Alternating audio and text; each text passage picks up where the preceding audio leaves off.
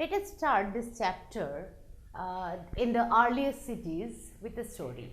Story means it's a fact what happened. Almost 150 years back, in Punjab, in east, what is now in a part of Pakistan now, in Larkana district, the railway track was been laid by the Indian Railway. Now, they need a lot and huge number of bricks to make those railway tracks, the layer down. So, they opened an auction and they offered to the common villagers, the common people there, those who will be supplying those bricks, they can bring, and railway used to purchase it. Now, surprisingly, some of them, they noticed that a huge number of bricks, very common villages, they are bringing a huge number of bricks, even full of the bullock carts, and they are selling it for easy money.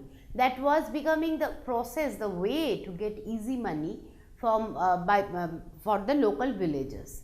These actually attract interest of the archaeologists. They started searching, they started thinking about that. They found that from where the common villagers, they are finding those bricks, because the main thing in those bricks were, they are not freshly made bricks, they are not freshly burned bricks, rather they were quite old. While asked, when the archaeologists, they asked these villagers, they got the answer that there is a mound of dead people, and there is a Buddha stupa there, and nearby areas are full of bricks. So, people, they are just digging the earth, they are getting those bricks and they are selling it out to the railways. Unfortunately, by the time these archaeologists, they reached at that location, the upper layer of those, layer of the magnificent civilization, the upper layer bricks all washed away for building the railway tracks. And people, they had no idea exactly what they are doing. They call this place as Mound of Death, because lots of dead, when they are getting those bricks, along with that they got the parts of skeletons or the bones. So, they started calling as Mohenjo-daro. At the same time, in Harappan area also, the same thing happened. First, these people, they reached, the archaeologists, they reached Harappa, and Harappa was the city that was dug first. So, we call this civilization as Harappan Civilization. It had another name also, we call it as Indus Valley Civilization, because first the two cities, they actually unearthed, the two cities were Harappa and Mohenjo-daro. And people started thinking that this is the only place where this civilization was concentrated. So, as both the cities, both the places were in the banks of Indus, we started calling it as Indus Valley Civilization. But later on, now we have got evidences that many other places also at the same time under the same civilization grew up. Many other places in India also, we got evidences that they have continuous connection, or the same way even those areas also flourished. Then we have given the name for this civilization by the name of the first dug place, that is Harappa, and we call it as Harappan Civilization. It was almost 70 years took by the archaeologists to get this idea that it is a part of a magnificent civilization. Almost 150 years back, people started taking bricks from there, and another 70 years passed to find the actual place, to get the decision that this is one of the we can say the most magnificent, dignified civilization of the world that we need to protect. And after that only, government started protecting that place. Now, what is special here? We discussed about that people started settling down in villages like Mehergarh, like Daujali Harding. We have find that tribes, they are settling down in villages. Harappan civilization, mostly the Mohenjo-daro area, it was not at all a village, rather it was a flourished full grown city. The entire city was divided into two parts. One is citadel, another one is lower town. So depending on the occupation and the profession of people, the city was divided into like this. The upper part or the citadel was mostly for the people, those who are in administration, the king or the ruler, those who are the administrator for them, or the rich people. And the lower part was mostly mentioned for the people, those who are busy in agriculture or in some other occupation. Now the bricks, whatever we have seen, that the bricks were so well made, the way they have made it, that the interlocking pattern they used to make the city, that was really overwhelming. We cannot even think that our civilization that grew up more than 4,500 years ago, they have that such a well built city at that point of time, when the other part of the world we can even claim that they are passing their Neolithic age. This Indus Valley people at this point of time, they entered in their Chalcolithic age. They have invented, discovered copper, and the same time they invented various ways to use copper, to use metals, not only copper, copper and bronze. So they entered in Chalcolithic age and they developed a well built city at Mohenjo-daro. In some of the cities, the buildings, mostly the buildings what we find, that was built in the citadel area. Downtown or the lower town, that was made as a row houses where common people they used to live. But these row houses also, as they were affected by flood many a time, we can find that they are two-storied building, that in the upper story, whenever it is a time for flood, people can stay there. There was a concept of roof, where maybe in the warm season, the summertime, people used to rest. And mostly all the houses we can find their own well, big huge wells, brick made wells, which provide the continuous water supply to the people, their own wells. And these roads the streets were well made, and they were crossed. They were crossed in a way that there must not be any traffic jam. That's the way that was planned, and it was made by tar.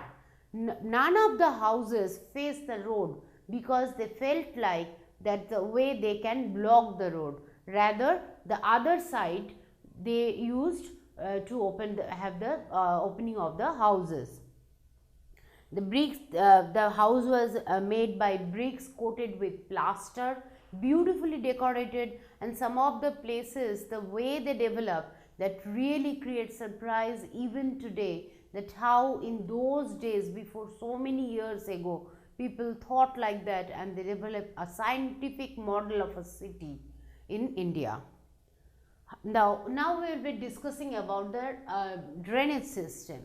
Indus Valley drainage system was one of the most modified drainage system which they used. All the drains, they were covered, and regular interval using water supply, they used to wash all this drainage. There were no clotting or blockage system in the drainage.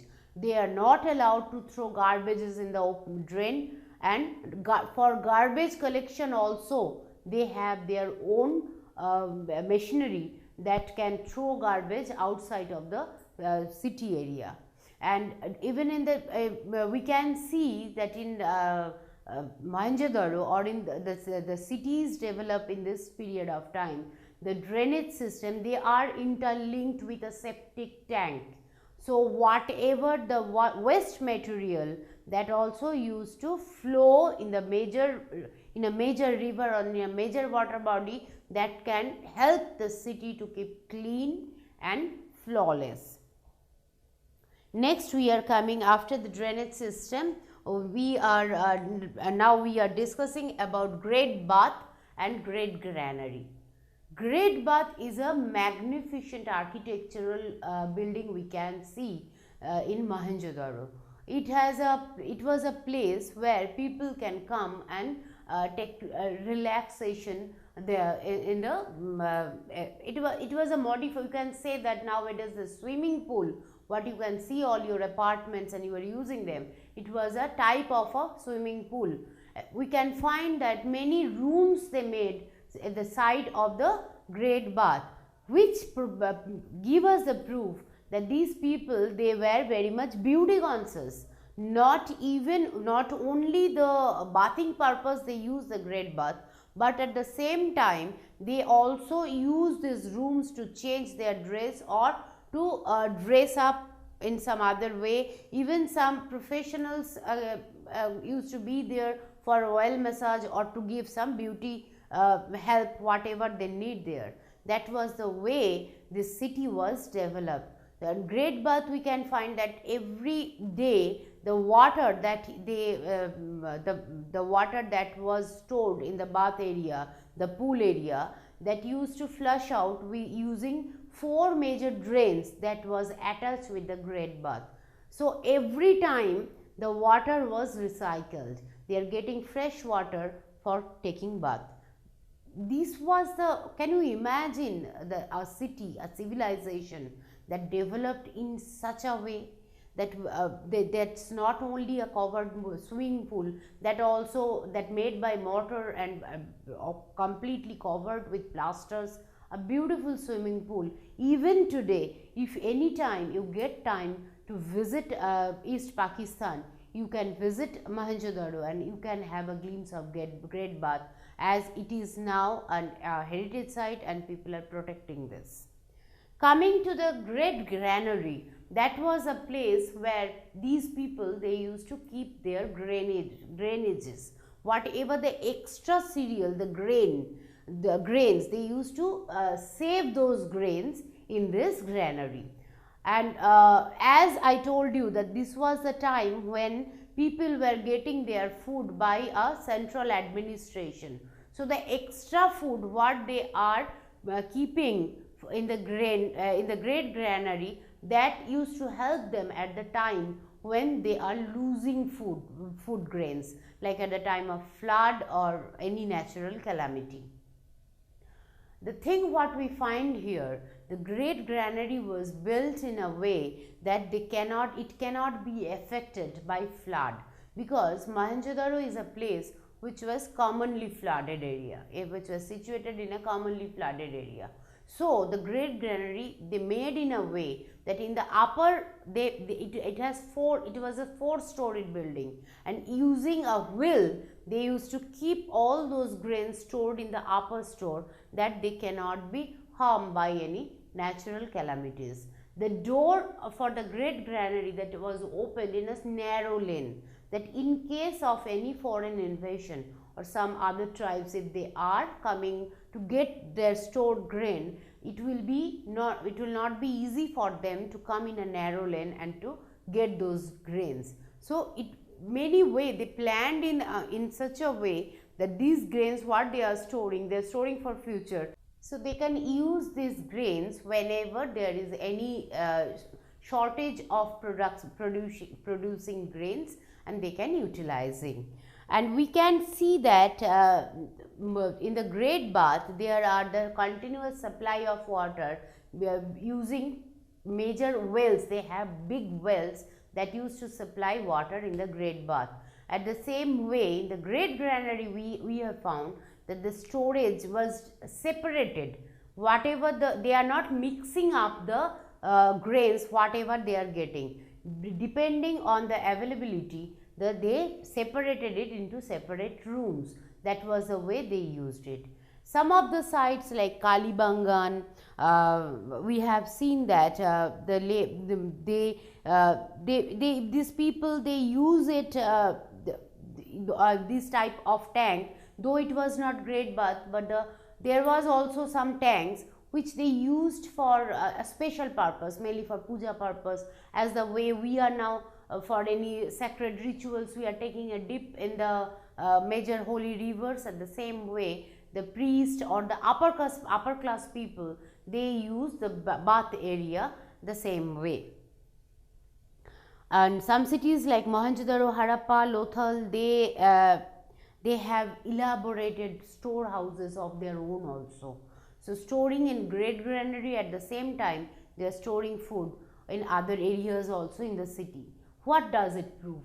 We can claim by that they, one side we can see that they have enough grains that after their own use also, after their whatever their requirement for food also, they can store for future. At the same time, it gives us indication, it's some indication that maybe sometimes they are losing control on nature due to flood, due to earthquake, or due to some other reason, natural calamities or enemy attack. So they want to keep some food for their those future time when they may not get that amount of food what is needed for the society. This was the time when copper and bronze was invented, and actually those metals they used to make tools, make weapons, even to make ornaments.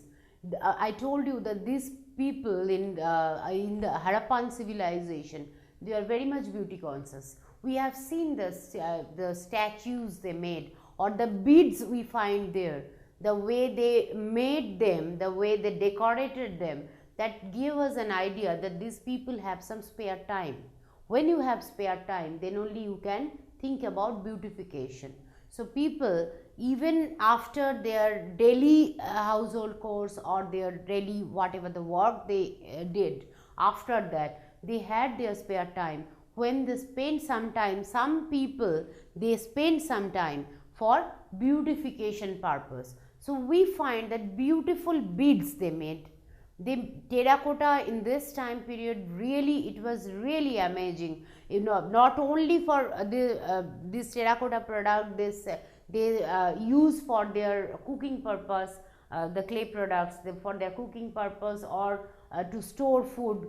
This is the time when they even made their terracotta toys for their children, that people can, their children can play with that. And even they traded using this terracotta toys, they traded these products outside. That was the demand, and that was the beauty of these products they made. The most striking find are the Harappan civilization. This is a place we feel that this is the first in the world which has weighing system.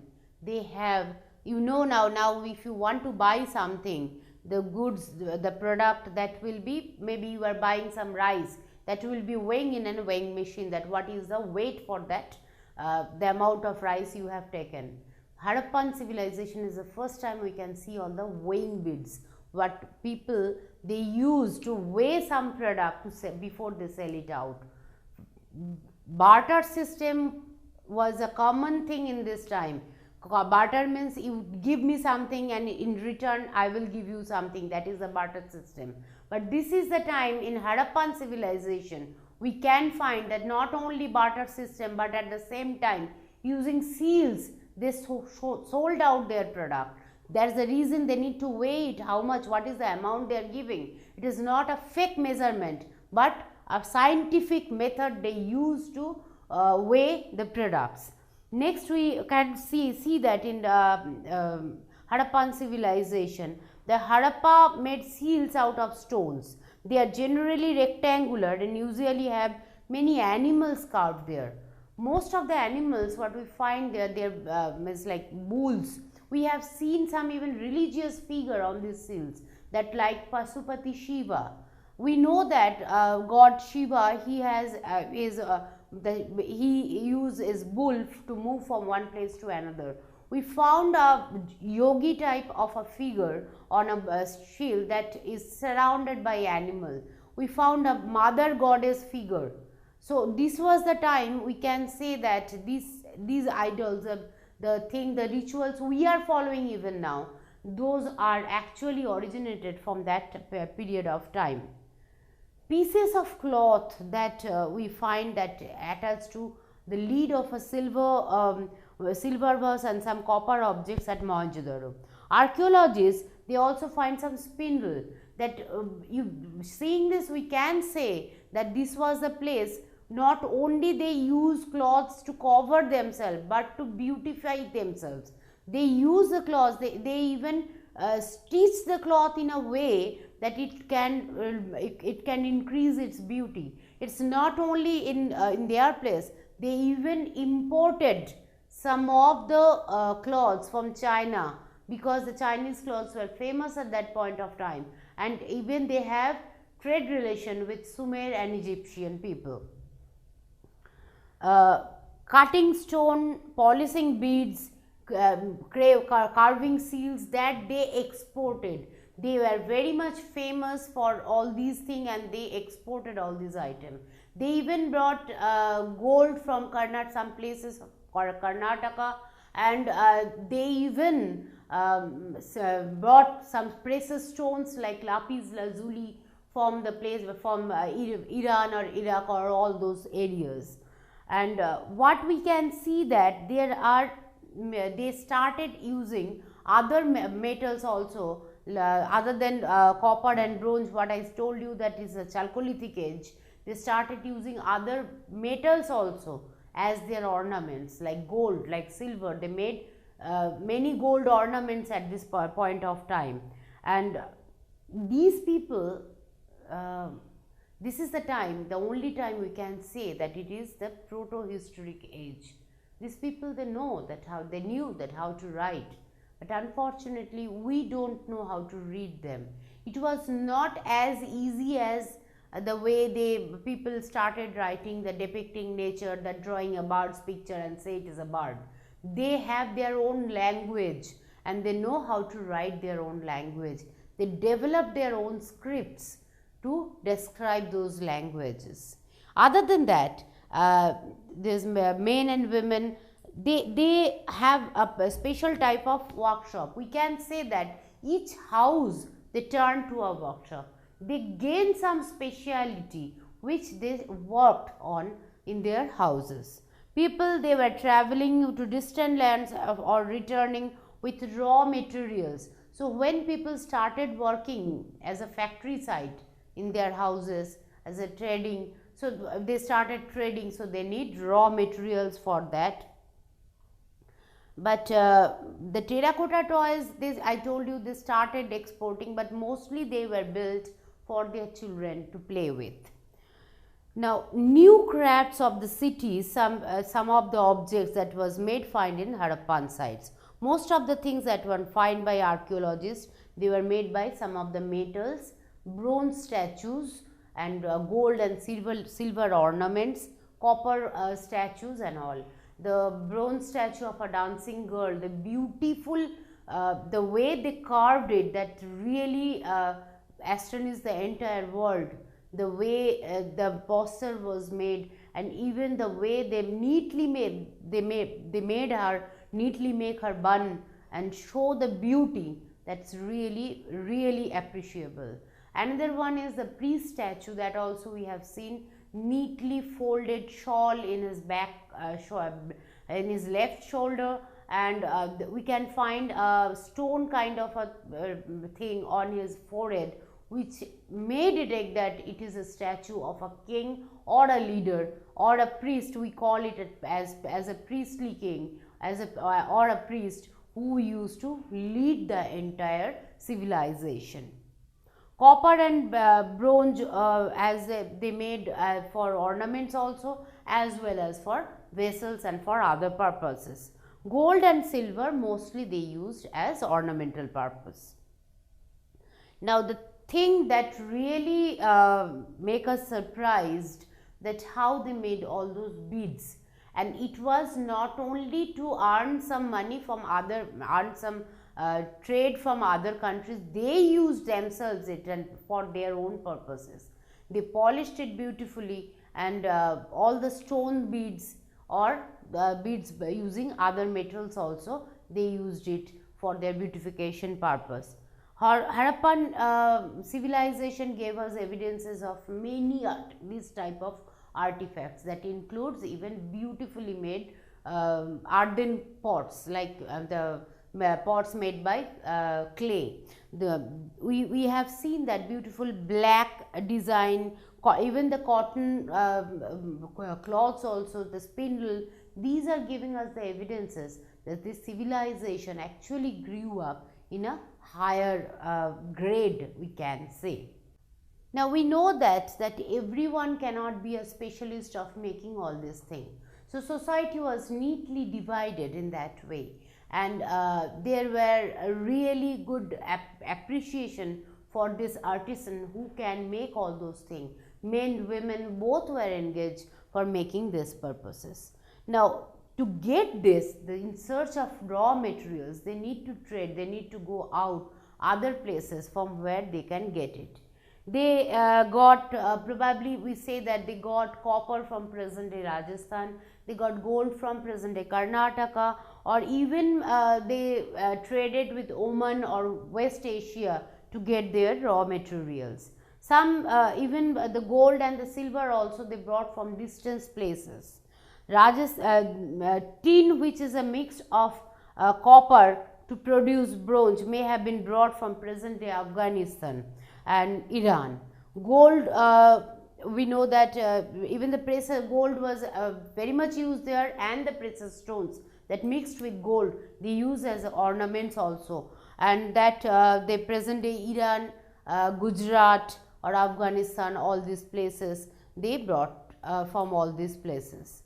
Now food for these cities, they yes, that was the first time when people started growing up grains. They reared animal, grew crops in the countryside, and the city was clearly divided in that way. In the places for agriculture, no way was disturbed by some other reason. So the farmers and the herders, they supplied food to the craft person, because the craft person they have their own workhouse or their own factory site where they used to build all those, they used to make all those things. And barter system was a well maintained system in the society, as well as for trading we have seen that they have used seals, they have used weighing weighing beads to weigh the grain and to supply it for the trading purpose.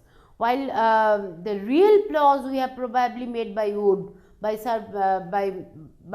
in the toys we have seen the clay plows also, that for the toys, for the terracotta toys, it was made like that. Water was stored, the irrigation system, that was the in India we can say the first time we can experience in Harappan civilization. It was not only based on the river water, but they know how to make those channels to bring water whenever they need it. They have their own wells in each and every houses for their own domestic use purposes, and that's the reason though it was in a little dry area, they never faced problem when the city flourished in that way. Harappan reared cattle, sheep, goat and buffalo. Water and pastures were available around the settlement. However, in the dry summer months, they may need to go long to get their animals, to get their food properly, the grasses and all. They also collected fruits like ber, they caught fish, and they hunted wild animals and like antelopes and all. Now, I want to tell you one thing. There was a dog called Lothal dog at this point of time there that was developed. The Lothal, that is a part of Gujarat now, a dog that was developed in a way that even today that is compared with Panama or Suez Canal. The water level was controlled in Lothal dog in a very scientific manner, because to enter to the huge water vessels, they need more water, but that water level cannot be maintained throughout the time. So that's the reason scientifically the way even now the Suez Canal or Panama Canal, they are maintaining the water level. The same scientific method was used in the Lothal area. So Lothal, we have seen that Lothal developed as a major trade center in for this civilization. So people, they used to come in Lothal from outside also. We have seen evidences for that, and at the same time even the local people, they sell out their product to those traders. So import export, completely it was a place for this trading and importing and exporting. Even that was a gateway for people, those who wants to go out. Even another thing we have experienced here, not only for trading, not only for business purpose, but for relaxation, amusement also, people use Lothal dock. Water sports or family outing in the Lothal, that type of small boats also we found in Lothal. Unfortunately, after such a long period of time, 4500 years is a long time. Even today you can visit Lothal, you can see the magnificent dock even today existing there. There is a huge construction that once upon a time was a huge gate to introduce a foreigner in India as a welcome gate. These all archaeological sites you can find in Lothal. Other than Lothal, there was Dholavira, and that also a part of Gujarat we can find there. Dholavira divided into 3 parts, and each part was surrounded with massive stone walls. They said that they maybe were scared for enemy attack or some other reason. They made all those huge stone walls to protect the city. And the settlement, there were public ceremonies could be held. There was a large open courtyard area that people can gather there, they can enjoy there. And we find that large letters of the Harappan script that carved on the stone. Many things are there that we need to know even today. Maybe the glimpse of actual Indus will be focused on us, we will come to know when these things will be clear to us, that exactly what they wrote down for us. The city of Lothal stood beside the tributary of Sabarmati in Gujarat, close to the Gulf of Khambat. It situated the areas where the raw materials such like semi-precious stones were easily available, and naturally that was the most important center for making objects out of stones and shell and metal. There is also many stone houses we can find. What we have seen that in Mohenjo-daro there are brick houses mostly. In Lothal we can see many stone houses in the city. Seals and ceilings also we have found there. The impression ceilings is the impression of seals on a clay, that also they used there. The building probably it was a workshop for making beads. As per the artifacts we got from there, we can see that, we can tell that they are the workhouse of making beads. Seals may have been used just to stamp bags, the way even now we use to seal something, right? So seals they use in that way, that to stamp a bag which contains some goods, to sending them from one place to another, maybe for trading purpose or their internal use among the cities. After the bag was closed or tied, a layer of wet clay that was applied on the knot, and the seal that contains one's picture, maybe some animals, or sometimes the king's some impression that pressed on the seal, and the impression of the seal is known as sealing, so that the product is completely safe and secured, and that the way they used to, that if the sealing is intact, they can claim that the product inside the bag is intact there. Now these all things, whatever we have discussed about Indus Valley civilization, only a part knowledge about Indus Valley.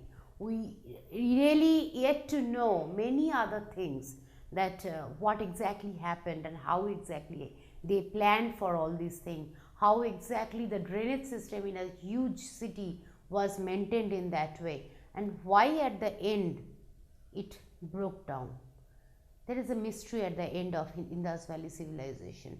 We really don't know exactly what happened that ruined such a massive civilization. Almost at the same time, the entire areas and almost all the cities that broke down. We have seen that people died massively. We got those evidences that number of skeletons that gathered together. The main reasons what archaeologists they claim, it can be a flood, it can be drying of Saraswati river, the branch of some of the rivers that people started even facing the harder life, and they moved to the other region, or they leave this civilization. It can be a massive earthquake that cause a lot of harm to the civilization, and the death of the civilization. Around 3900 years ago, we find a major change. People stopped leaving many of these sites. So at that particular point of time, something definitely happened, that seals and weights, writing, these all were stopped. Raw materials, maybe that was not readily available. So some mysterious thing happened in this point of time. We not even got that much evidences, artifacts also for this destruction period, exactly what happened. It can be some foreign enemy attack also, but if we see the timeline, we can see that even after that, the Aryan settlement, it was not happened immediately after that. So maybe Aryans also, they were attacked by Aryans, but the Aryans were not that much civilized at that point of time. So they took some time to develop these places as Brahmabharata and to settle down there. Why all this happened, we are not that sure. All the scholars, they have some different opinion about all this thing.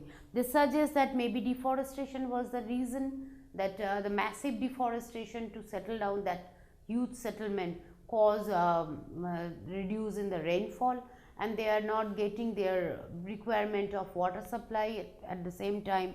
And maybe whatever they have written, when that will be depicted, we can be decipher them, that what they have written, maybe some of the unknown facts will be open, and that will let us know that exactly what happened at the end of the civilization.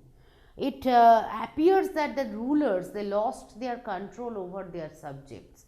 As first we have seen that it was completely controlled by the rulers, the entire city, even the food, the drainage system, the granary, the great bath, everything was under proper control.